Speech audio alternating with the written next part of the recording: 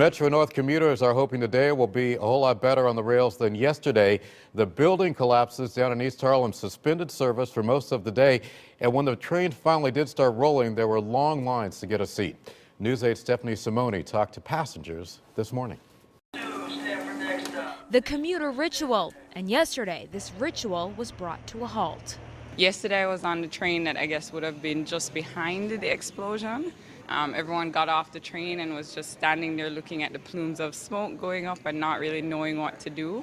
We got to 125th Street, and when we stopped there, there was an announcement that there was some kind of explosion ahead that had affected the tracks. She says they banded together. We shared a ride back home with a car service, and he had been someone who had been through the tragedy of 9/11 down on Wall Street, so it brought back a lot of hard memories for him, so I was glad I could be with him. While she found her way back home, others made sure they found their way to work.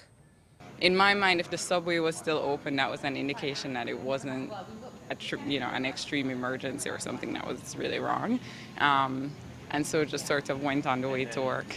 She says commuters' fears turned into kindness. And I think everyone was just sort of like, let's pitch in and get to work.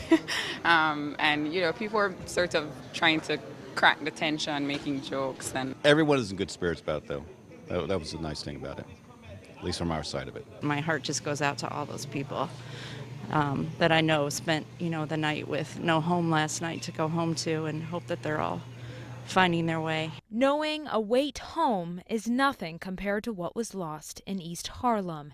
In South Norwalk, Stephanie Simone, News 8.